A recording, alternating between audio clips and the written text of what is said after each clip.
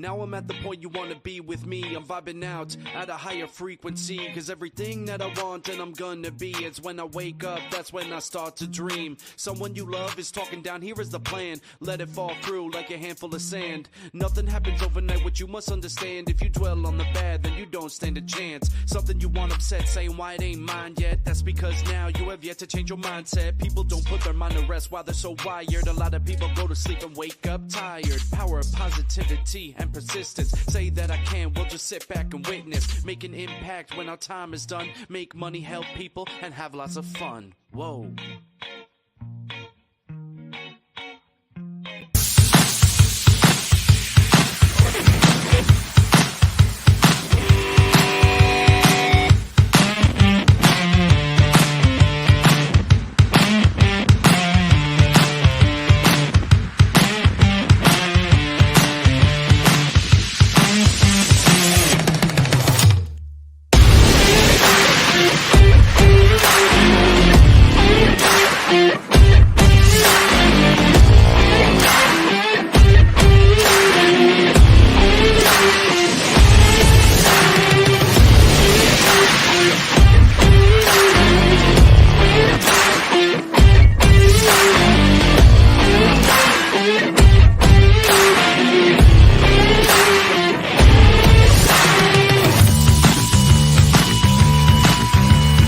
Welcome to Office Hours, hosted by legendary sports executive, entrepreneur, and investor David Meltzer, where the brightest millionaires, billionaires, and entrepreneurs in business, sports, and entertainment get together to talk about success, failure, and everything in between. You have the responsibility of providing value to them. Take a deep dive into the mind of some of the world's most impactful guests. Really, the goal isn't to be disciplined. The goal is for it to be intuitive. To share their strategies and tools to dominate their respective fields. Just decided I'm going to prove them wrong because I feel like this is progressive. This is something that is new and different. David Meltzer hosts Office Hours.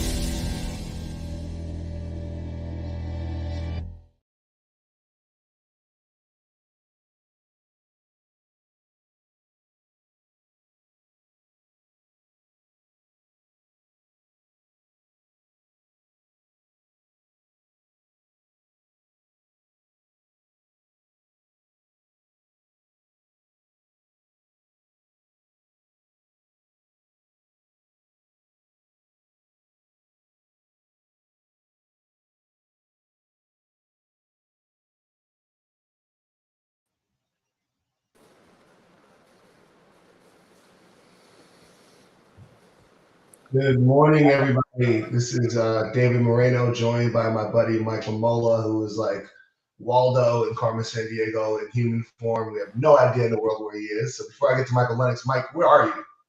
I am in Charlottesville. That's a great city. Mr. Moreno, I am in your favorite city in the world. Where am I? Miami. Yes, sir. Good morning, everyone. Yeah. Hi, Michael. Good morning. And then we're joined by Michael Lennox, professor of business at the University of Virginia, very distinguished professor, author, speaker, and he's got a new book called Strategy in the Digital Age, Mastering the Digital Transformation. Michael, good morning. Thanks for joining us. Good morning. Thank you for having me. Yeah. So it's listen, obviously the timing of your book, I think is tremendous. I would love to hear some of the lessons in the book, but one of the questions I have is, you know, with the change in AI, I'm an attorney, and I can't tell you how many times I have clients now, particularly in big litigations, that say, "Oh, did you pull these 4 cases?" And I'm looking at these cases, I'm like, "Where did you get these cases from?" "Oh, ChatGPT." I'm like, that does not work as efficiently as folks think for that purpose. But obviously, the change in technology is massive in legal application, but it has so much big impact across a number of areas. I would love if you could share some of the greatest use cases and the places where people should position themselves business-wise to really take advantage of it. Yeah, I didn't a lawyer just recently get in trouble for using ChatGPT and was having fake references in the summary. Unsighted cases. Why'd you do it, Mike? Yeah, not me. I think, that's actually an important thing to recognize about what these large language models are doing. Ultimately, they're just predicting the next word.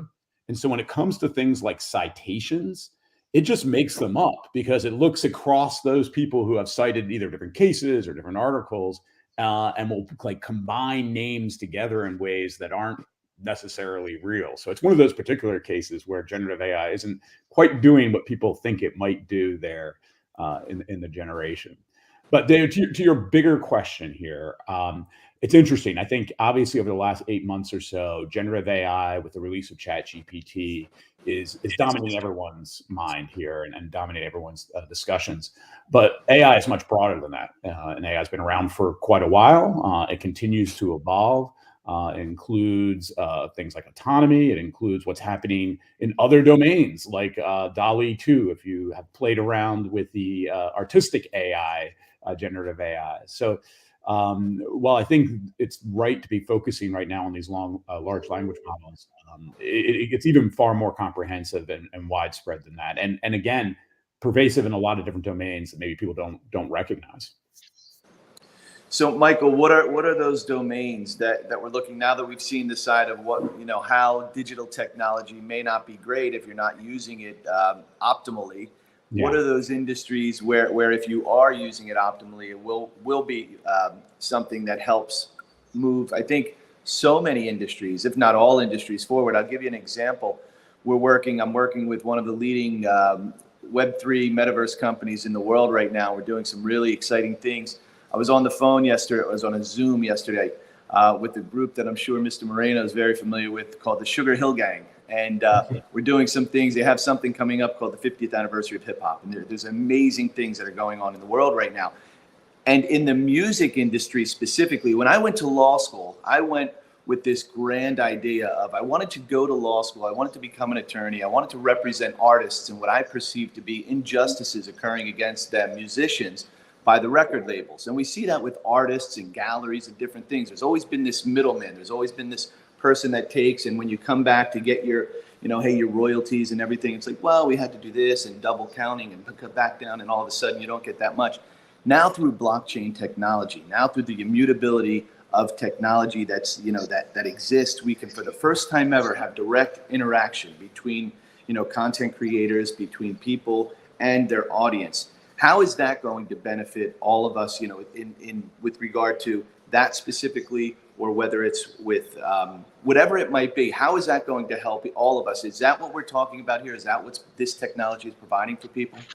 Well, clearly in the music industry, we've seen some really interesting cases recently of deep fakes for artists and the like. I think one of the interesting questions, and it isn't resolved by any means, is if you're building the AI off of a portfolio of music that's out there, and it's sampling off of individual artists who have copyright, how do we think about the marginal contribution of that one song to that overall creation that you have? And I think you're right. There are thinking around blockchain that might allow for some attribution. But I think it's a broader question of what does a creative process owe to those who came before them? The recent Ed Sheeran lawsuit, where sampling just certain chord patterns and the like, is that a copyright infringement or like? And now we're talking about building songs off of literally thousands and thousands of pieces of music to create what the generative AI is. I think this is one of those areas that still needs to be resolved for sure. Yeah. I think we got the mighty Meltzer in the mix. Dave, I don't know if you want me to turn it over to you quickly for a question, or you want me to ask another one?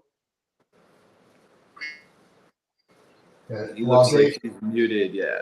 Yeah, David's still getting set up. There you go. Can you hear me? Yes, there you go.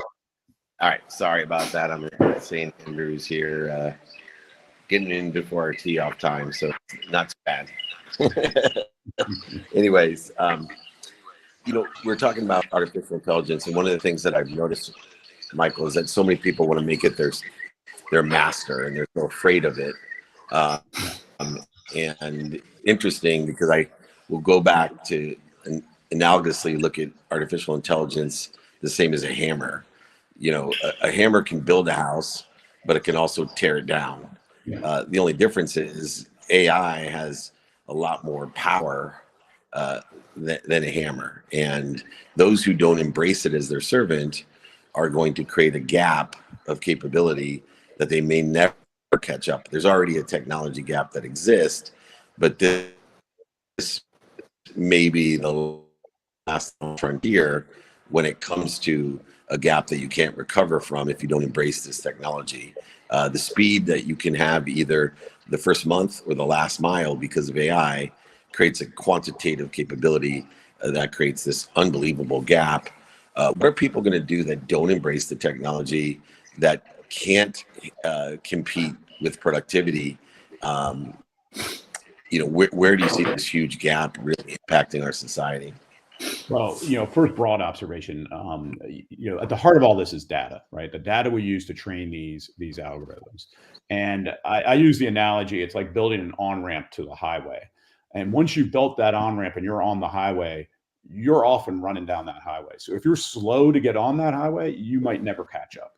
It's going to be that difficult because, again, more data improves the algorithms, generating more transactions, more data. And again, it's just this virtuous cycle that improves over time. And that's more for those who are kind of controlling the AI or using AI. For individuals, I think it's a really interesting question.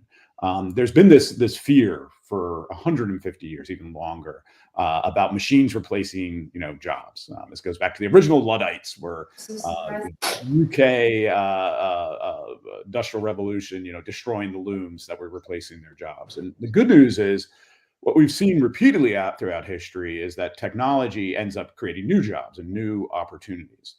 I think one of the fears that people have right now is not that I think AI is going to replace everybody's job, but it's going to allow those who kind of sit at the top of the pyramid to be even that much more productive, right? We began talking about lawyers, right? That same lawyer now who maybe had to have a staff of junior associates who are doing a lot of the case review and the work for them might now be able to use generative AI and allow themselves to have 10x the caseload or workload that they have.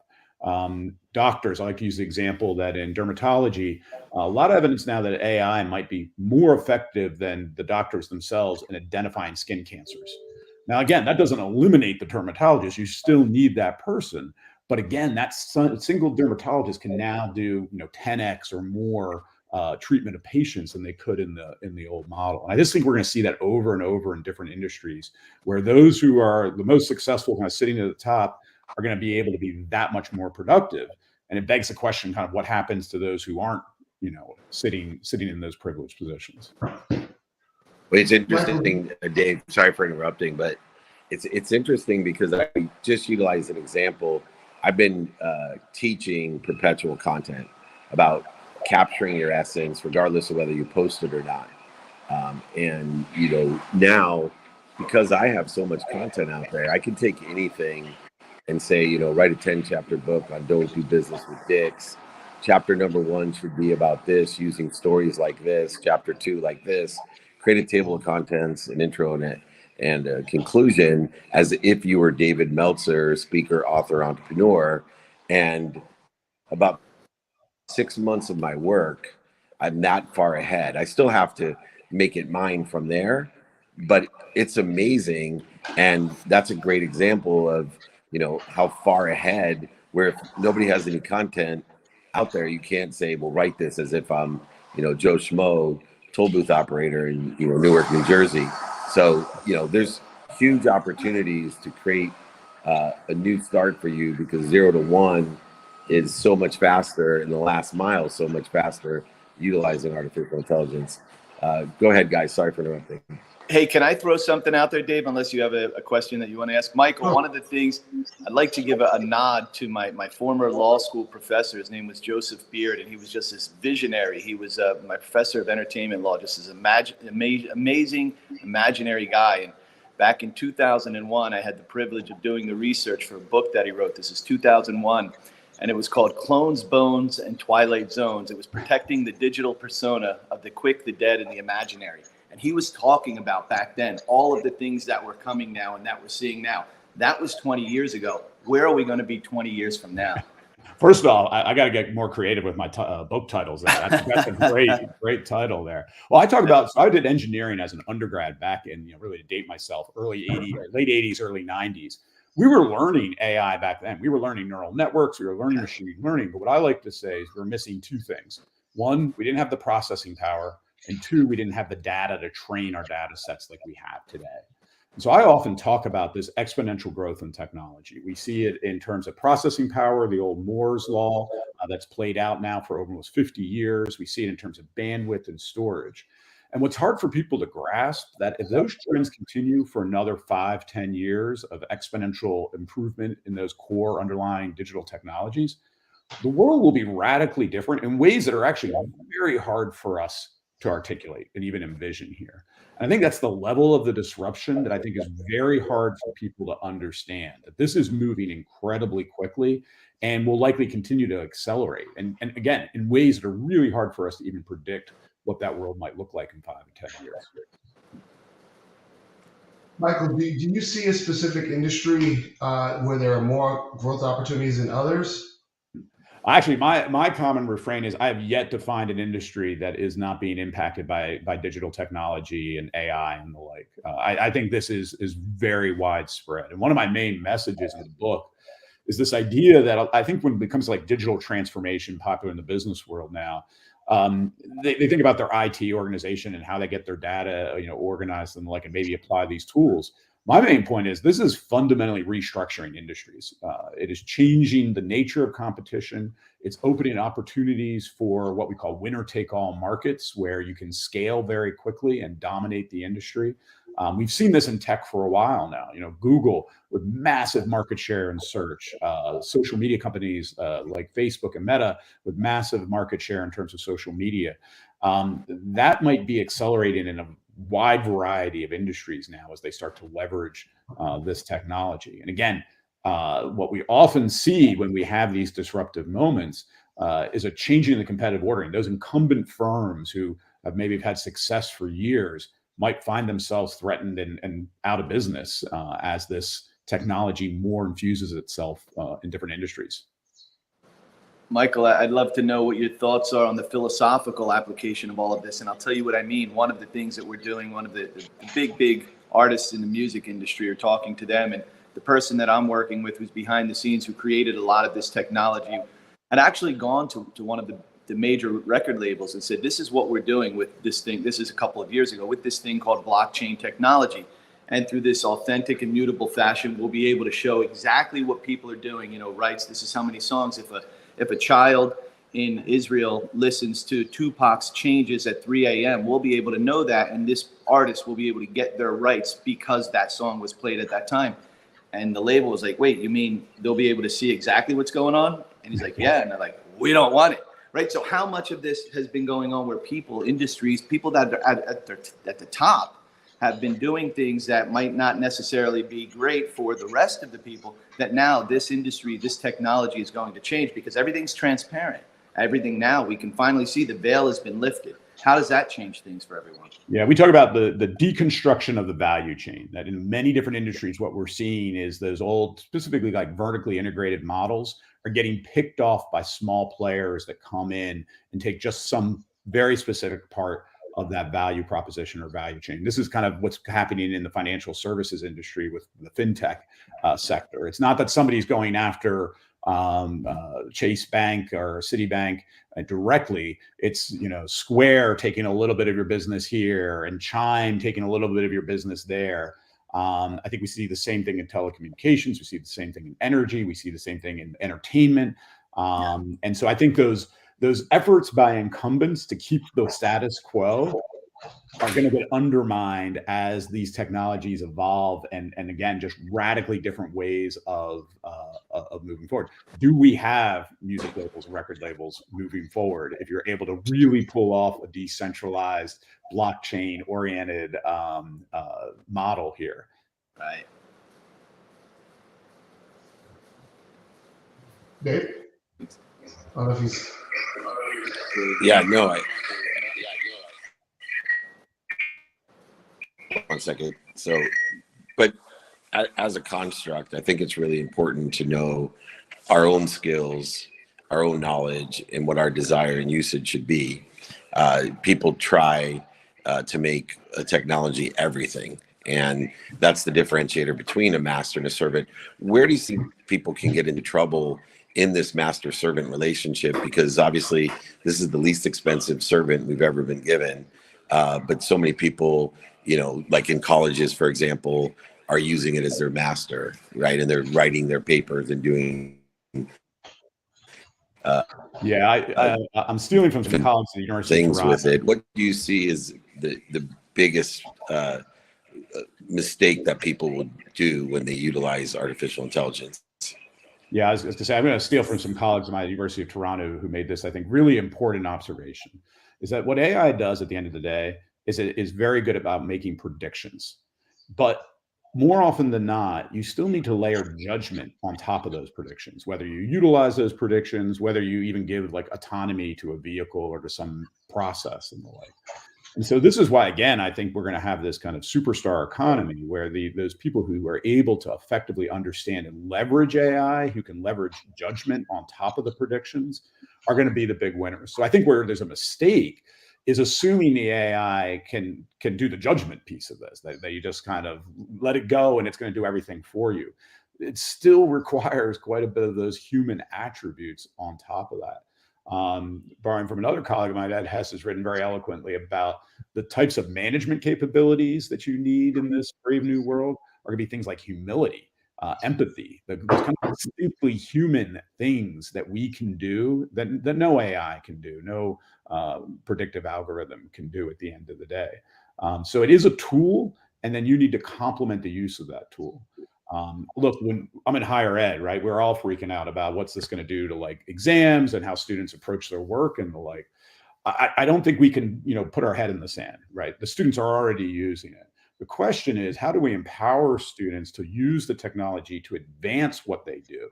And that might mean we have to rethink how we do assessments, right? I might not be able to do the same quiz that I used to do in the past. That's okay, because again, this is just yet another technology that kind of enhances that distinctly set of human characteristics that we can bring to what we do. And it's going to be on us as educators, for example, of helping our students understand that and leverage the technology, not substitute the technology. Michael, thank you so much. We really enjoyed the conversation. Can you briefly tell everybody where they can find you and where they can find the book?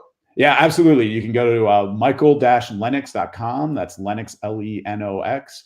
You can also find it on Amazon, Barnes & Noble, and any of your favorite online bookstores there. And it comes out in a couple of weeks. So I'm very thankful for you to have the opportunity to talk a little bit about it.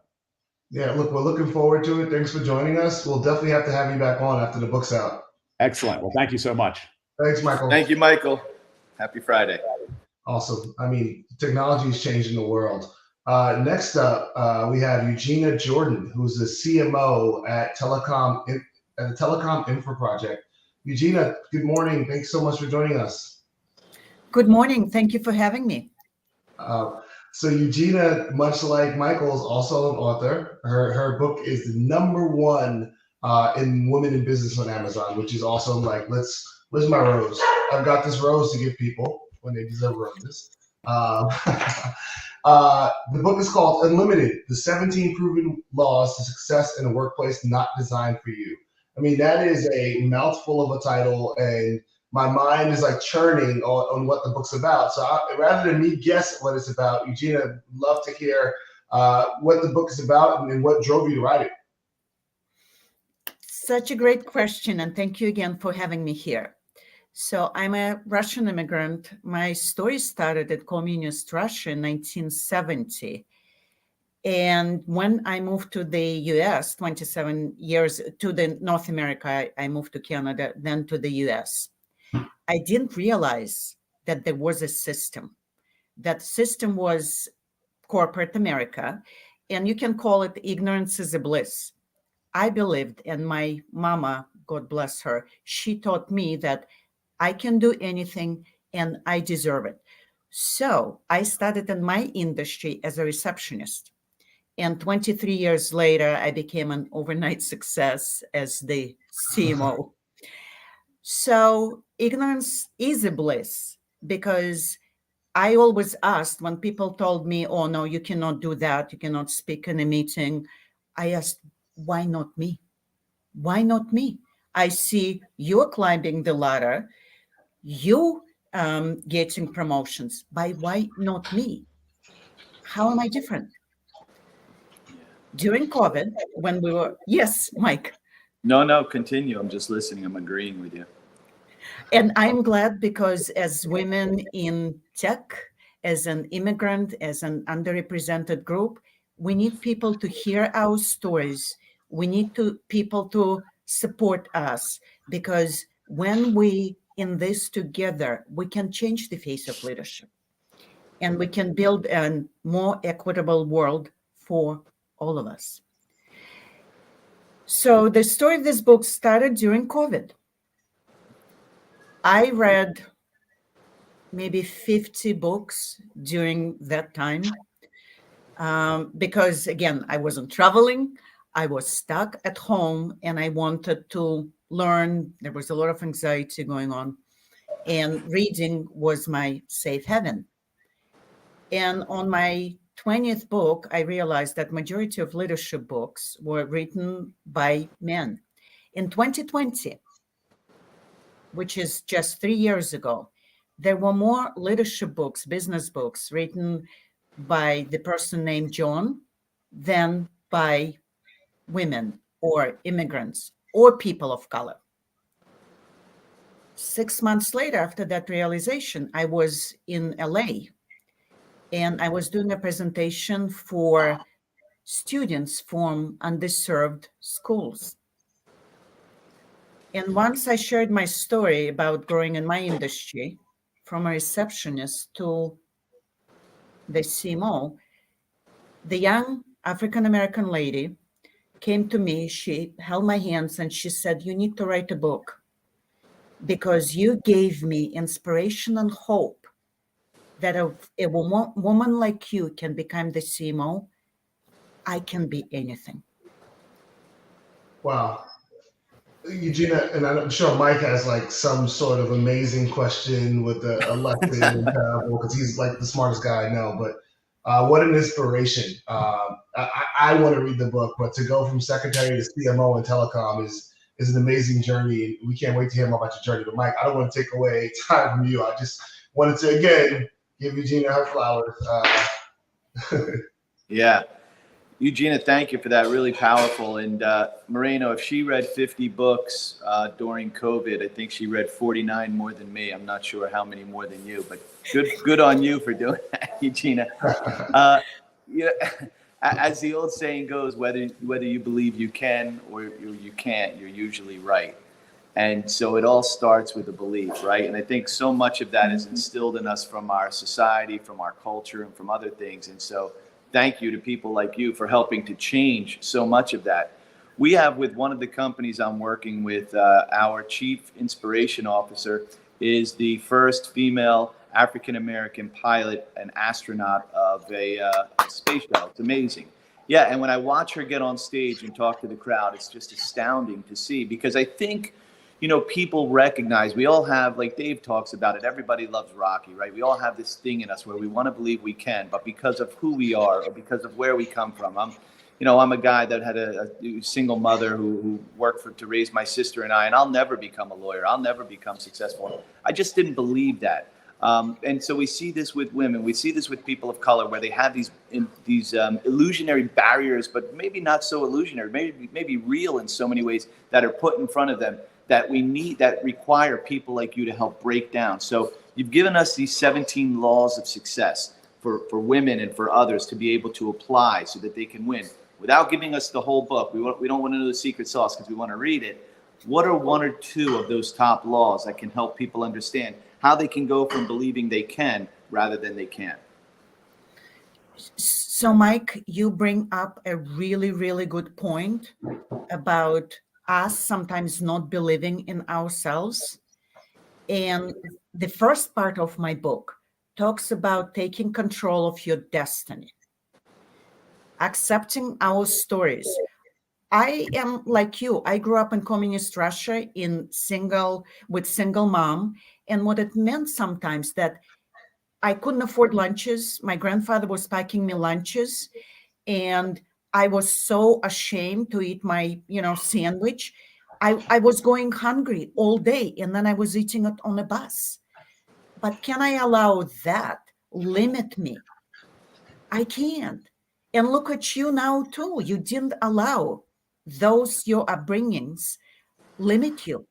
So it's one of the laws talks about realizing what those triggers are, what's stopping us from becoming successful, and being able to talk about it freely. Because when you accept every single part of your story, you become unlimited.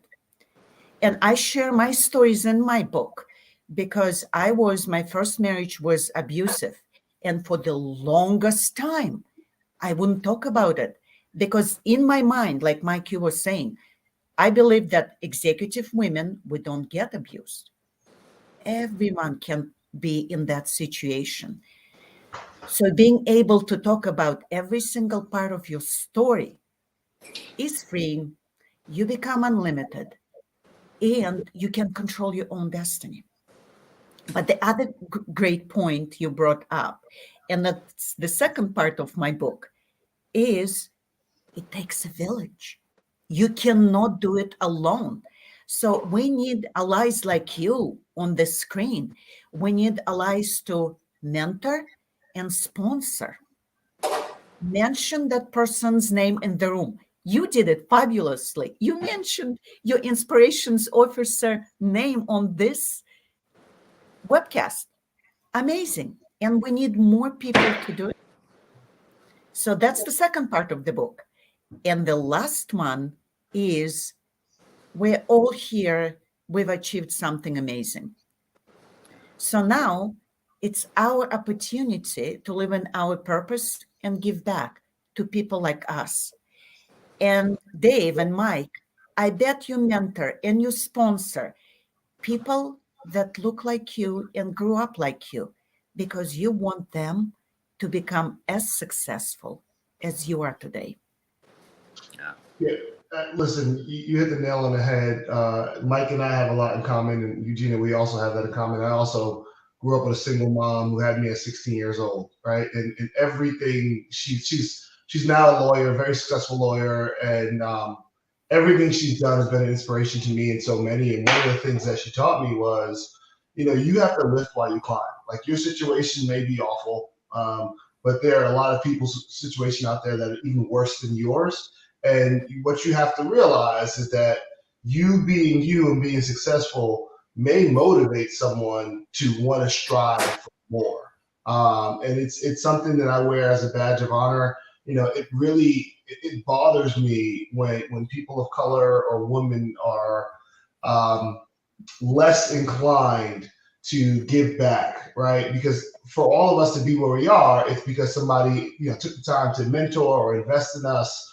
Or even when we weren't around, we're our sponsor, which is really, really great. So I try to encourage folks, as much as possible to do that. And sometimes there's this battle in the head of some people that I've already got to work, twice as hard to achieve what other people are achieving work-wise, and then that's to spend time and invest outside with other people is not fair. And I've been talking to young people about that a lot lately.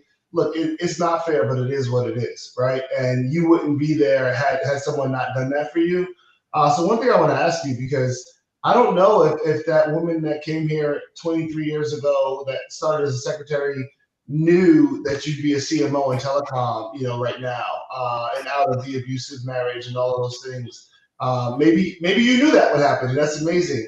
But what would you tell that girl that just got here to America now that you've lived? What advice do you have for your younger self? Wow.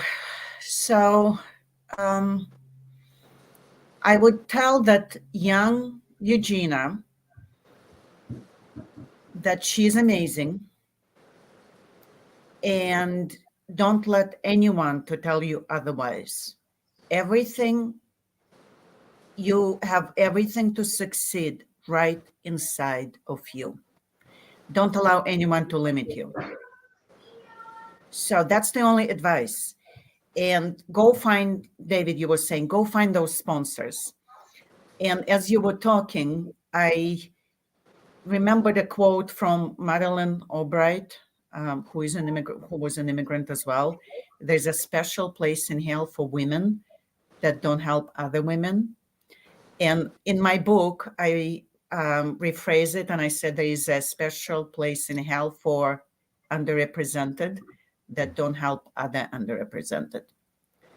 So to that young girl, believe in yourself and find people that will see how amazing you are and help you climb and achieve your dreams. Absolutely poetic. And Eugenia, thank you so much. We're going to suggest everyone go out and take a look at what Eugenia's up to. Read Unlimited. Thank you for joining us, Eugenia. Look forward to speaking to you again, and have a fantastic Friday. Thank you very much for having me. Bye-bye. All right. And that was powerful. I need to read that book. Yeah, what an inspiration. Yeah, and we're coming on now. I think he's in the waiting room. Phil Simon, if he's there, let's bring him on, author of The Nine. Hey, Phil, good morning or good afternoon, depending on where you may be in the world. Hey, guys, I'm in Arizona, so it's pretty early, but coffee's kicking in. How you doing? We are great. Arizona, one of my favorite locations. So thanks for joining us, Phil, author of The Nine, The Tectonic Forces Reshaping the Workplace. And I don't know if you were on and saw us speaking to our first guest, but man, there are really some tectonic forces. Like, we're breaking down kind of, geographic barriers, and we're putting up other barriers and taking down others. Technology is moving at the speed of light. What is going on, Phil? Where are we? Where are we going? And what can the book tell us about all of this? The basic premise of the book, Mike, is that a series of forces, and we can talk about them, have effectively rendered the workplace inoperable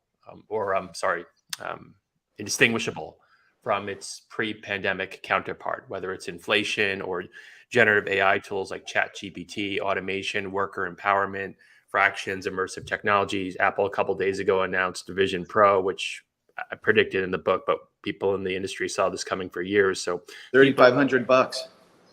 Yeah, I've got 4 on me if you guys need extras. Yeah.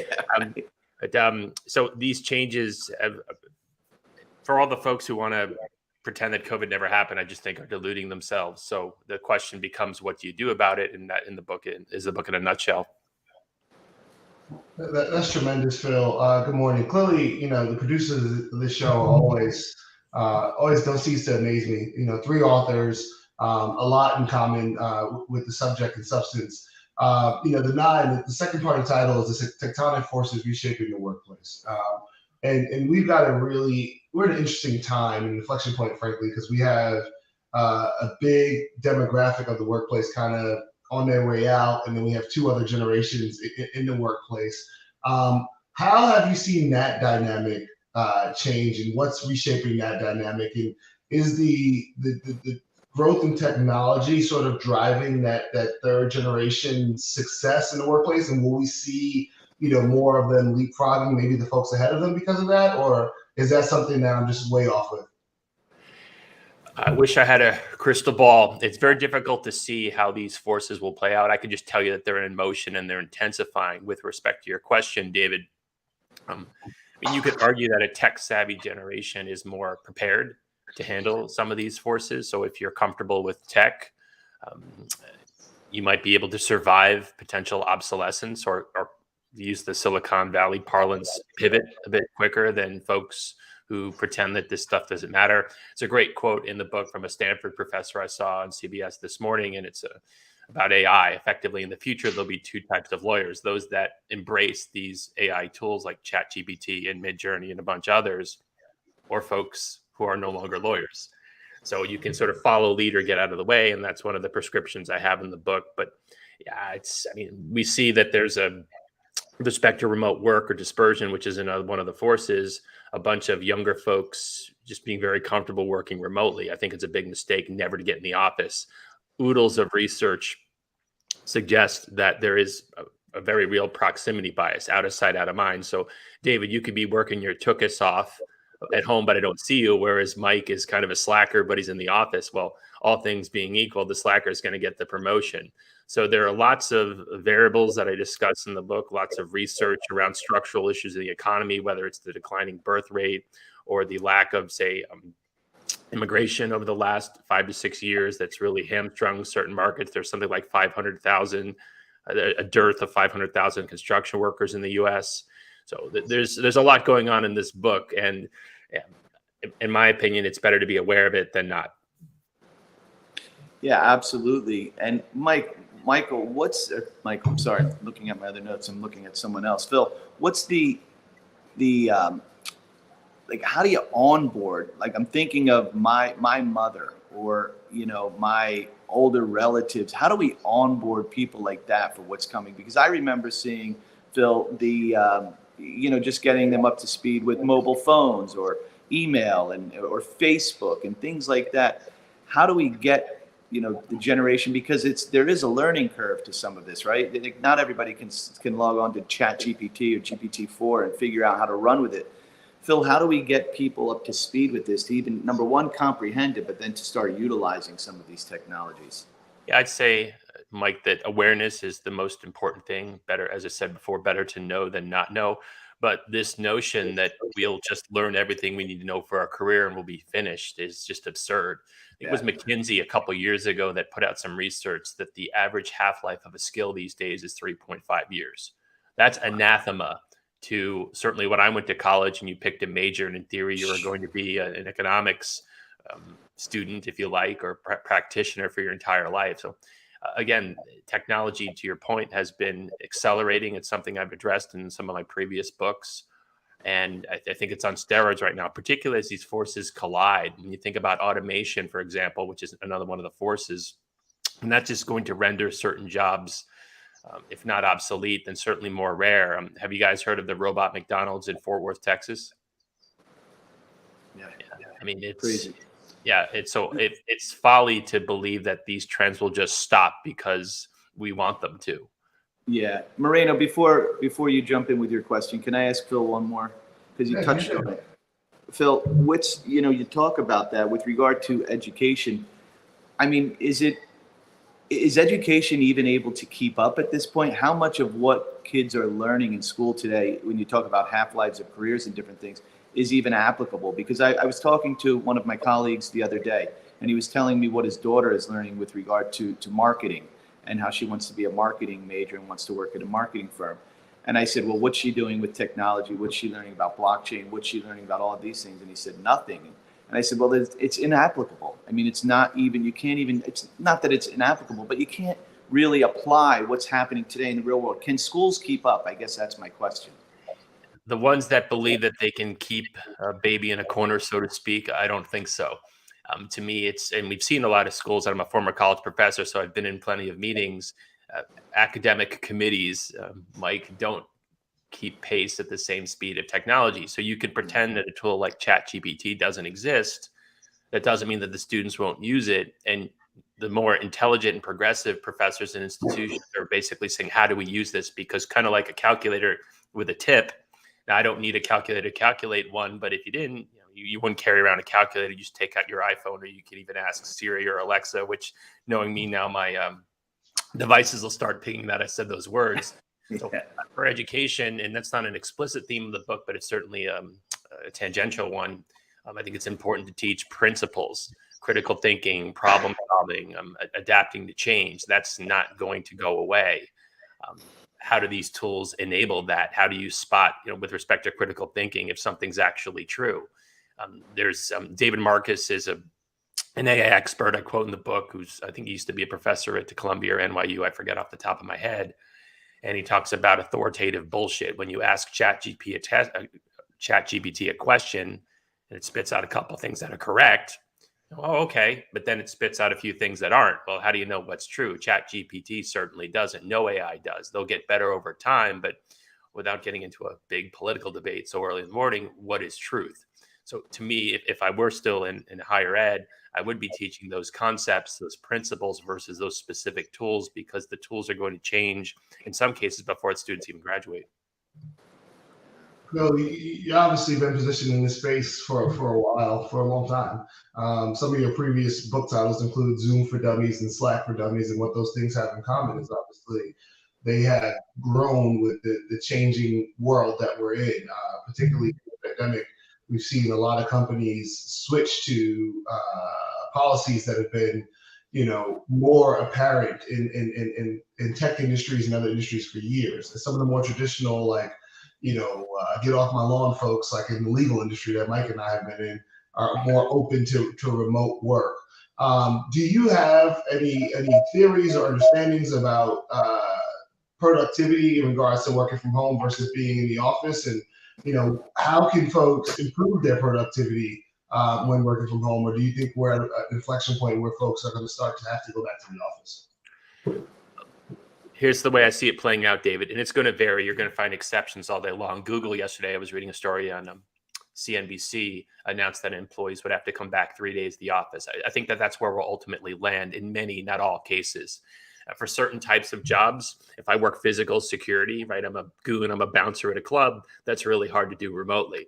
But if I'm sitting there coding all day long, why do I need to be in an office to do that? One of my favorite examples in the new book, David, is from Cisco. The company inverted its Manhattan office. What do I mean by that? They used to allocate 70% of the space there towards individual work, cubicles, workstations, whatever, and 30% for collaboration, conference rooms, training rooms, whatever. They flipped it. And they spend a bunch of money because they wanted work to be a destination. So if you're doing individual work, we don't have a place for you. You probably want to stay home. But if you're meeting with your manager, if you're doing training, if you're having a performance discussion, if you want to interview folks, you might want to do that in person. So I do think that the future, and I've discussed this in the previous books, will be hybrid. Nicholas Bloom, who's a professor out of Stanford, has done a lot of research. And effectively, if you track the data over time, certainly with lockdown, very few people were coming to the office, but we've kind of leveled out over the last year or so. Workers want to, generally speaking, come in 2 days a week. Companies, by and large, are asking for 3. To me, that's a zone of agreement, right? As I've argued before, it's absurd for an employee to say, I'm never coming in. It's also absurd for an employer to say, well, you always have to come into work. To answer your question, the data is very powerful. We were, if not more productive at work, certainly as productive at work during the pandemic, and the tools have made that clear. So it's a power issue when managers say, well, you have to be in the work to be productive. It's just bullshit. Yeah. Is there, Phil, some, do you think, impact on us on, for example, with some of the things that I'm seeing here that we're doing with some of the technology, there is a collaborative aspect of it, right? When people sit around, when we sit around a campfire and we tell stories, the stories get better. We appreciate them more, perhaps, than if we're doing this two-dimensionally. When we talk about whether it's 2 days at work or 3 days at work, there has to be, like you said, that's just a negotiation. We're going to figure out what works. But what kind of an impact do you think that has on us in terms of what we're creating, like the collaboration of things going forward, if we're not sitting in rooms together? Because I think, I'm a big energy guy. I think about human energy, and everything in the universe is energy. And when we're in the room, we pick up on energies. We can see things, we can hear things, but there are other imperceptible things, I think, that happen when we're together. How much of that do you think is starting to change because of all of this? Well, so you're right. From other research that I've read, if you are, say, an introvert, the fact that you can think about your response rather than being pressured to say something in a meeting when the CEO is there, it's certainly beneficial. Again, there's other research indicating that people of color and minorities, women, tend to feel less apprehensive maybe about speaking up live as opposed to doing it online. So there's that. I agree with you, though. There is a magic to being there in person, and I don't see that changing. So to me, it's just a number. When do you come in? Is it once a week, once a month, once a year? But never meeting your colleagues. I mean, I certainly would want to work with colleagues whose face I only recognize from Zoom or Slack or Microsoft Teams. I think there's tremendous value in going to lunch and breaking bread or playing some silly icebreaker, or talking about Succession or Breaking Bad or Game of Thrones. Well, and one of my favorite, Dave, before you jump in, one of my favorite effects of all of this is the inability to distinguish height. Like Moreno and I look the same size on Zoom, and we walk into a room and people go, "You're 5'6". I thought you were 6'5". And Moreno walks in, they go, "Man, you're a big guy." So that's always great to see the interplay between the digital and the real worlds. Go ahead, Moreno. Yeah, we very often get mistaken for twins. The movie version. Phil, interesting stuff, man. We definitely have to have you back on, especially when Dave Meltzer's here. I think he would completely love what you're discussing, and he's leaned into digital age in ways that I know have surprised him. So look forward to chatting more. Can you tell everybody where to find the book and where to find you if they want to just download and talk about some of the stuff? Yeah, you can grab a free samples of this bad boy on my website, whether it's the audio book or the digital book. But yeah, pretty much online, and my website's pretty simple. So thanks for having me on, guys. I could have talked about this stuff for hours. Thanks, Phil. All right, Phil. Appreciate it. Happy Friday, everybody. This has been an amazing conversation. Mike, I'm sure you have an awesome takeaway that's going to make me sound dumb after I go after you, but I will never take it away. Never. Look, the reality is, I think the theme here throughout was change, right? And so much of what we're experiencing throughout history, but especially now at an exponential rate, is change. And they say that the only constant in life is change. And the more we can embrace that, the better off we are. And so whether it's through computer technology or human technology or a combination, a hybrid of the two of those, things are happening. And so you have to look at, I think, what's your North Star in all of this? As things start to change faster and faster in so many ways that we can't even begin to imagine, how do we stay on course? How do we stay on target? It's through, having that North Star. What is that North Star? It's your morals, it's your values, it's your integrity. It's those things, Dave, that I love. You have to, would your mother tell you have to lift while you climb, and all of those things that get you to where you need to be. So no matter what happens with computer technology or human technology or everything and anything else, make sure that you remember who you are and why you're doing what you're doing. Man, that's a great takeaway. We are very much in the get with it or get lost era, right? Which is, if you don't adapt and aren't willing to be open to these changes, then you're gonna just get left behind. So my takeaway today is just continue to be open-minded. There's a ton of things that I use daily now that when they first came out, I'm like, why would I need that, right? And I had to be open-minded to the change and seeing how it can improve either my home life, my personal life, or my work life. So again, we are in the get with it to get lost era. Please be open to change. Everybody tune in to all of the places where you can catch our buddy Dave Meltzer. Dave's got a meetup coming up in London, UK, tomorrow at 8 a.m. You can text him 949-298-2905. Mike, I love you. Enjoy Miami. I will see you soon. Take care, everybody. Look forward to it. Likewise. Bye, everybody.